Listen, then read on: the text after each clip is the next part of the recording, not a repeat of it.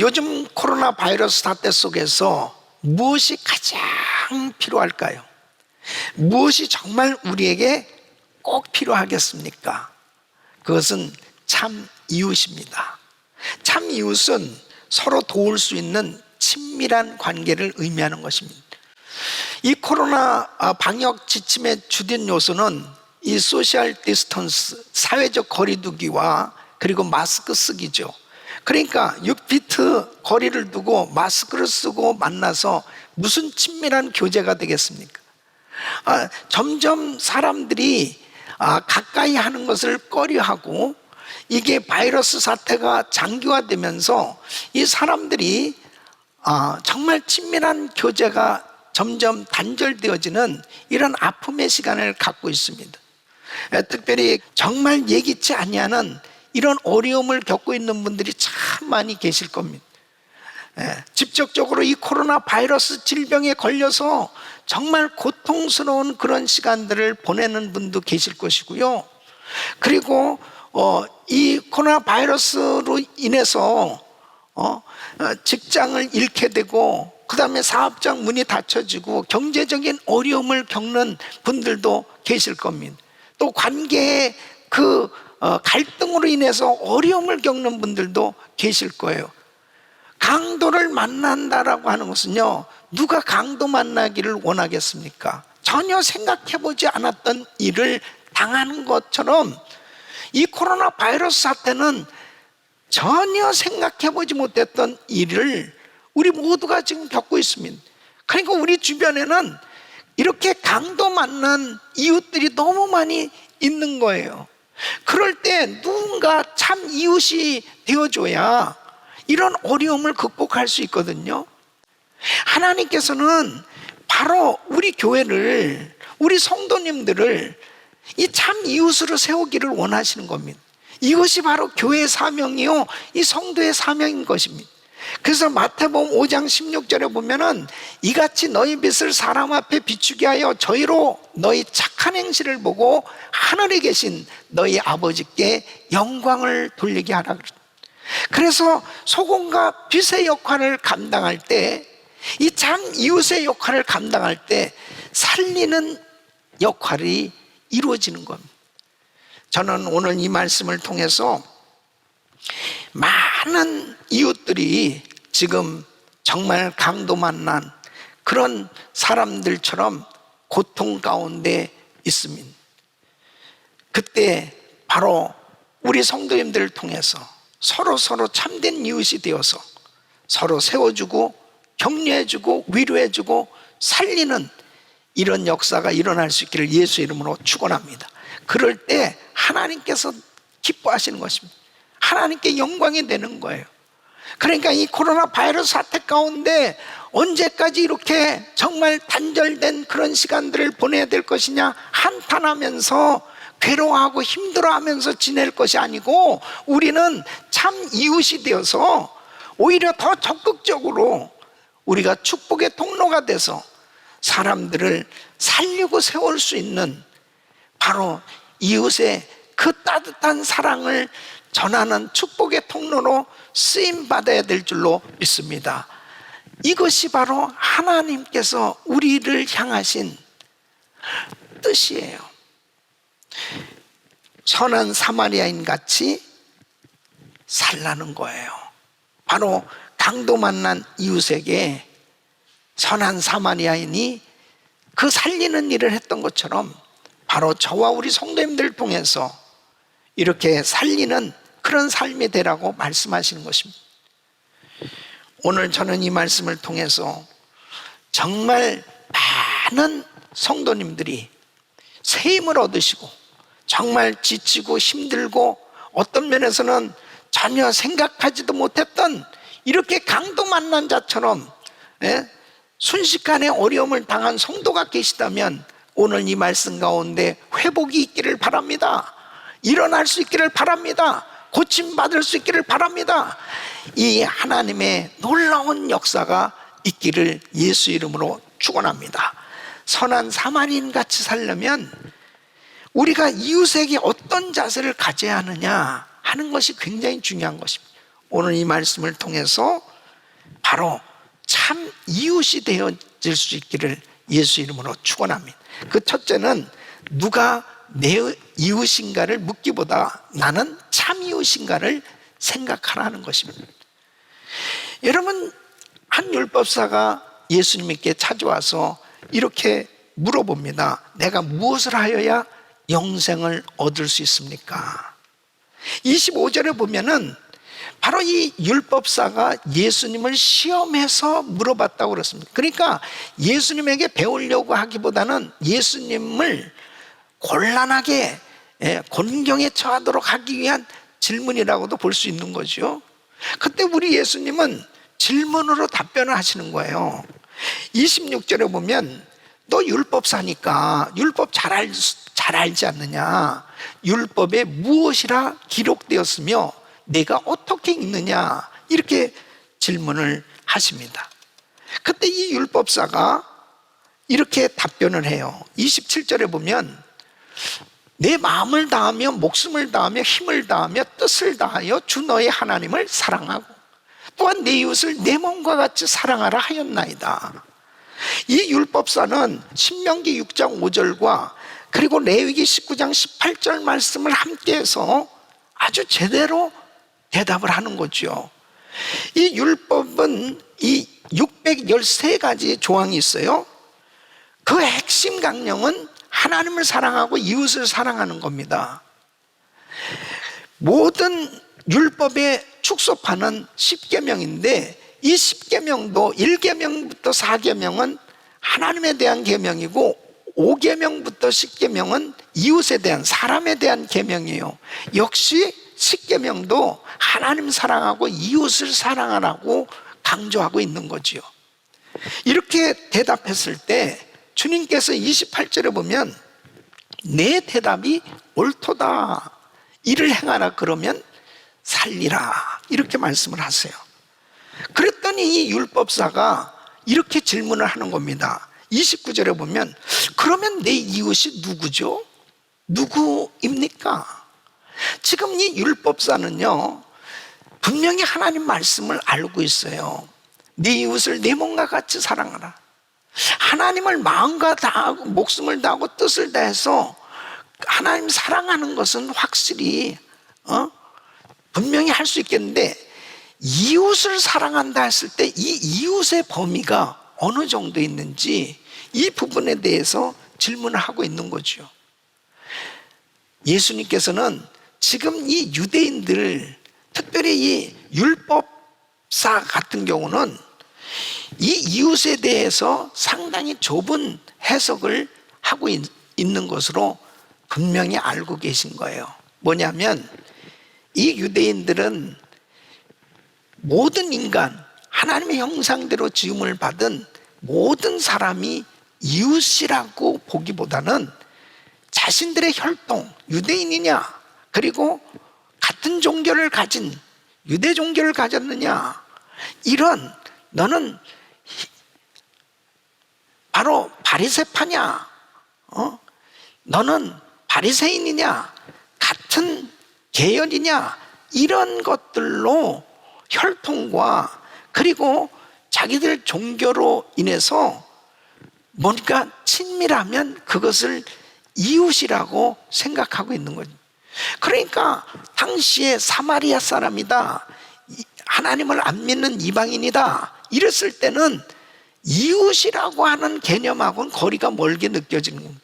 왜냐하면 그들에 대해서 마음에 어떤 생각을 가졌냐면은 그들을 향해서 상당히 거리가 먼 정도가 아니고 아주 사람 취급하지 못한, 심지어는 동물같이 취급할 정도로 그렇게 마음 가운데 무시하는 그런 마음이 있었어요.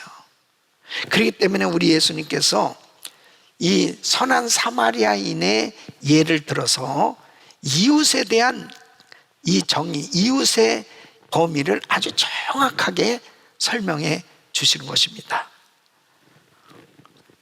한 유대인이 이제 여리고로 내려가다가 강도를 만났다.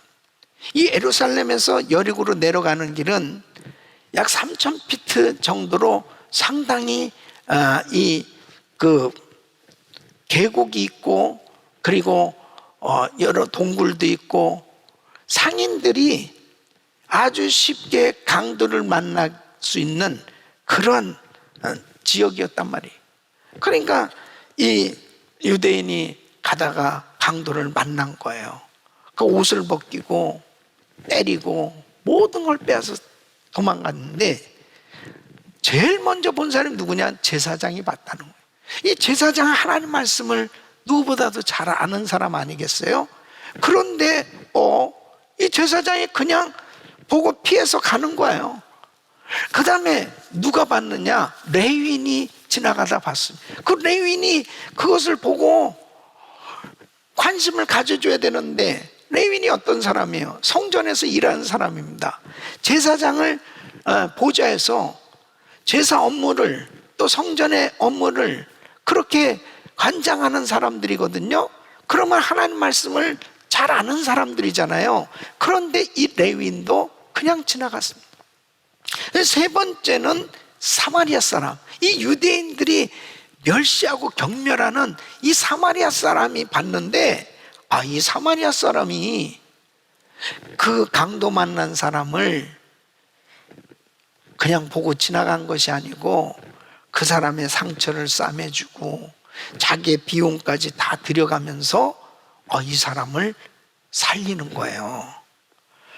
그러면서 지금 예수님께서 이 율법사에게 이렇게 말씀하십니다. 36절에 보면, 네 의견에는 이 세 사람 중에 누가 강도 만난 자의 이웃이 되겠느냐.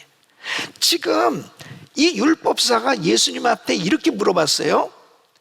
누가 내 이웃입니까? 내 이웃이 누굽니까? 이렇게 물어봤는데, 예수님께서는 지금 이 예를 들어서 누가 강도 만난 자의 이웃이 되겠느냐, 이렇게 지금 질문으로 대답을 하시는 거예요. 그러니까 뭐냐면, 사람들은 항상 내 이웃이 누구냐에 관심이 있어요. 누가 나를 도와줄 거냐에 관심이 있어요. 근데 주님께서는 바로 강도 만난 자의 이웃이 누구냐, 바로 강도 만난 그 사람을 도와주는 사람이 참 이웃 아니겠느냐. 가서 너도 이와 같이 하라고 주님이 말씀하시는 것입니다.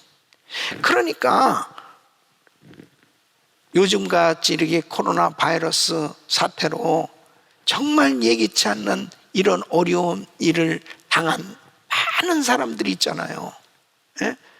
이것은 영적으로 보면 전부 다 사실 강도 만난 것처럼 그렇게 한순간에 그냥 전혀 뜻하지 않은 이런 어려움을 겪게 된 것이죠. 그럴 때 누가 진짜 참 이웃이냐 이거예요. 참 이웃이 되어주라고 주님은 말씀을 하시는 거예요. 그 사람들을 도와서 살리라고 말씀을 하시는 거죠. 그러니까 교회나 기관이나 성도나 할 것 없이 정말 주님께서는 참 이웃이 되어주라는 거예요. 그 참 이웃이 되어줬을 때 하나님께서 참 기뻐하시는 것입니다. 우리 교회, 우리 성도님들은 이 어려운 때에 참 이웃이 되셔서 많은 사람들, 특히 강도 만난 이웃들을 살리고, 그리고 정말 그들을 회복케 하는 이 축복의 통로로 하나님 앞에 아름답게 쓰임받기를 예수 이름으로 축원합니다. 두 번째는 이웃사랑에는 희생이 따른다는 것입니다. 여러분, 이 사마리아인의, 이 선한 사마리아인의 이야기가 왜 감동이 됩니까? 이 강도 만난 자를 돌보는 그 일에 이 사마리아 사람이 정말 감내한 그 희생 때문이 아니겠습니까? 이 사마리아 사람은 이 민족적, 인종적 편견을 초월해서 섬긴 겁니다. 여러분, 사마리아인들이 정말 유대인들에게는 굉장히 멸시받던 민족이었습니다. 그 이유는 이 북이스라엘이 망하면서 이 아수르는 바로 이 이스라엘 사람들을 포로로 잡아갔습니다. 이게 이주 정책을 핀 거예요. 그러면서 또 아수르가 정복한 그 피정복민들을 또 이스라엘에 이주시켜서 섞여 살게 하는 것입니다. 그러므로 어떤 일이 벌어졌냐? 바로 인종적, 문화적, 종교적 이 혼합된 민족이 되어진 거예요. 그러다 보니까 이 유대인들은 사마리아 사람들을 정말 아주 그냥 개같이 취급할 정도로 그렇게 경멸하고 무시했단 말이에요. 자, 그러면 여러분 생각해보세요. 사람은 다 상대적인 거예요. 아니, 나를 그렇게 무시해? 그럼 나도 역시 나를 무시하는 사람에 대해서 좋아할 수가 없는 거죠. 근데 이 사마리아 사람이 강도 만난 사람을 만났을 때 이 사람이 유대인이야? 그러면 뭐 나하고 상관없어. 우리 민족을 이렇게 멸시하고 무시하는 사람 뭐 내가 뭘 도와줄 게 있어? 그게 아니고 이 사람이 유대인이든 사마리아 사람이든 강도 만났기 때문에 이 사람에게 그런 인종적, 민족적 편견을 초월해서 도와줬다는 거예요. 그 다음에 사마리아 사람은 자기 자신도 강도의 위험에 빠질 수 있는 이런 위험을 감수한 겁니다. 보통 이 범죄자들은 범죄한 장소에 또 기웃거리고 나타날 수 있습니다. 그 지역이 예루살렘에서 여리고로 내려가는 그 지역이 강도가 자주 출몰하는 지역이에요. 그러니까 어떤 면에서 보면 제사장도 레위인도 빨리 피했던 것 중에 하나가 자기도 당하지 않을까 이런 생각을 했지 않았을까요? 이 사람도 역시 마찬가지인 거죠. 그런 것을 감수하고 도와준 거예요. 또 이 사마리아 사람은 유대인을 돕는데 어떻게 했어요? 적극적인 희생을 치릅니다. 아주 구체적이고 적극적으로 자기 것을 가지고 희생하면서 도왔어요. 기름과 포도주를 부으면서 응급치료를 해주고 또 이 강도 만난 사람을 데려다가 주막에다가 부탁을 하면서 2데나리온을 줬다고 그랬습니다. 당시 1데나리온은 노동자의 하루 품삯이라고 그러면 100불, 200불을 이렇게 주면서 만일 돈이 더 든다면은 제가 나중에 드리겠습니다 하면서 부탁을 한단 말이에요. 그러니까 정말 이 사마리아 사람은 최선을 다해서 이 사람 꼭 살려야 된다, 이 사람 꼭 회복시켜야 된다, 그래서 시간을 들여서 돈을 들여서 모든 것을 다 힘을 보태서 도와주는 걸 볼 수 있습니다. 이게 참 이웃이라는 거예요. 여러분, 많은 사람들은 생각은 있는데 또 말로는 그렇게 돕고 싶은데 실제로 행동으로 옮겨지지 않을 때가 얼마나 많이 있습니까? 그래서 야고보서 2장 16절에 이렇게 말씀하고 있습니다. 너희 중에 누구든지 그에게 이르되 평안히 가라, 더웁게 하라, 배부르게 하라 하며 그 몸에 쓸 것을 주지 아니하면 무슨 이익이 있으리요? 그랬습니다. 그래서 진정한 경건이라고 하는 것은, 신앙생활에서 참된 경건은 실제로 돕는 거라는 거예요. 야고보서 1장 27절에 보면 하나님 아버지 앞에서 정결하고 더러움이 없는 경건은 곧 고아와 과부를 그 환난 중에 돌아보고, 누군가가 도와주지 않으면 살 수 없는 이 사람들을 실제로 돌아봐주고 도와주는 것이, 이것이 참된 경건이다, 이렇게 말씀하시는 것입니다. 그래서 오늘 28절 말씀 보면 바로 예수님께서 그래, 내 대답이 옳다, 그러면 이를 행하라는 거예요. 그러면 살림. 자, 왜 이 말씀을 하셨을까요? 지금 이 율법사의 신앙의 문제는 율법을 모르는 것이 아니에요. 말씀 다 알아요. 그런데 행함이 없다는 거죠. 행함이 없는 것을 우리 주님이 너무 잘 아셨어요. 그래서 행하라고 말씀하신 거죠. 너희도 가서 가서 너도 이와 같이 하라. 참 이웃이 되어주라. 그렇게 말씀을 하시는 것입니다. 우리 예수님은 이렇게 말씀만 하신 분이 아니잖아요.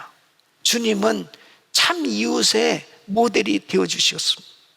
우리 주님께서 하나님이시면서 이 땅에 오셔서 하나님이신 분이 인간으로 이 땅에 오신 것 자체가 희생이셨고, 죄 없는 분이 죄를 끌어안고 십자가에서 죽으신 것은 어마어마한 희생이셨습니다. 바로 우리 주님은 자신을 내어주시는 이 사랑, 몸소 사랑을 실천하셨어요. 그렇기 때문에 우리 주님은 이렇게 말씀하실 수 있는 거죠. 요한복음 4장에 보면은 그렇게 유대인들이 경멸하고 무시하고 멸시하는 사마리아 성에 가셨다니까요. 그것도 수가성 여인, 남편을 5번씩이나 갈아 본 그 여자, 다른 사람들에게 손가락질 당할 수밖에 없는 그 여자를 만나서 우리 주님은 바로 영생의 생수를 선물로 주지 않냐 이거예요. 바로 누가 참 이웃이냐? 그 참 이웃은 진실로, 말로만이 아니고 행함으로 그렇게 사랑을 실천하는 것이다 말씀하시는 것입니다.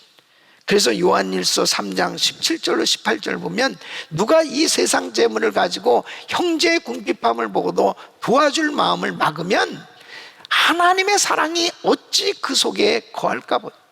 자녀들아, 우리가 말과 혀로만 사랑하지 말고 오직 행함과 진실함으로 하자는 겁니다. 참 이웃이 누굽니까? 나는 참 이웃입니까? 참 이웃은 살리는 거예요. 부지런히 정말 내가 다른 사람들에게 참 이웃으로 살릴 수 있기를 예수 이름으로 축원합니다. 세 번째는 이웃사랑은 가까운 데서부터 실천하라는 것입니다. 주님께서 가서 너도 이와 같이 하라 이렇게 말씀하신 것은 이 사랑은 이론이 아니라는 거예요. 실천이라는 거예요.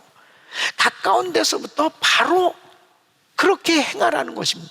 그러니까 이 사랑의 범위는 지금 나하고 친족이냐, 나하고 서로 가깝냐, 물론 거기서부터 출발을 해야죠. 그런데 바로 이 사마리아 사람이 지금 강도 만난 사람을 도와준 것은 이 사람이 계획이나 했겠습니까? 아, 내가 오늘 여리고로 가다가 강도 만난 사람을 정말 만나게 된다면 내가 도와줘야지, 그렇게 뭐 돈을 그래서 더 가지고 나가야지 뭐 계획해가지고 갔냐고요. 전혀 생각해보지도 않은 일이에요. 그냥 우연히 길거리에서 만난 거예요. 길거리에서 이 쓰러져 있는 사람 보고 도와준 거예요. 여러분, 그렇습니다. 바로 이웃사랑이라는 것은 지금 하나님께서 나에게 보여준 사람, 지금 내가 도와줘야 될 그 사람이, 이 사람이 한국 사람이든 미국 사람이든 히스패닉이든 어떤 사람이든 지금 내가 도와야 될 그 사람을 하나님이 나한테 감동을 주셨다면 그 사람이 바로 내가 도와야 될 가까운 이웃이라 하는 것입니다. 그럴 때 하나님께서 거기 은혜를 베풀어 주신 겁니다. 저는 한국에서 이 IMF로 인해서 많은 노숙자들이 생겼을 때 지금도 잊을 수가 없어요. 한국에 부흥 집회를 갔다가 그 밤에 서울역 지하도에 가게 됐습니다. 정말 서울역 지하도에 그렇게 많은 노숙자들이, 너무너무 많은 사람들이 있는 거예요.